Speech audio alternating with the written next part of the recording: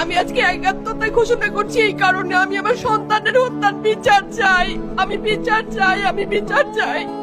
এই বিচার আপনাদের নিশ্চিত করতেই হবে। আমার সব সন্তানের কাছে আমার অনুরোধ, আপনারা আমার সন্তানের হত্যার বিচার করুন।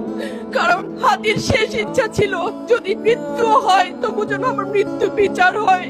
আমি এই বিচার চাই। ইনসাফের বাংলাদেশ চাইলে যদি মৃত্যুবরণ করতে হয়, আর কত রক্ত দেবে আমাদের সন্তানেরা? আর সহ্য করার ক্ষমতা আমাদের নাই।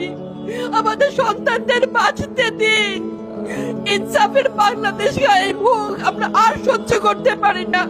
প্রশাসনের কাছে, সবার কাছে একটাই মাত্র অনুরোধ, আমাদের বাচ্চাদের বাঁচতে দিন, আমাদের ইনসাফের বাংলাদেশ দিন।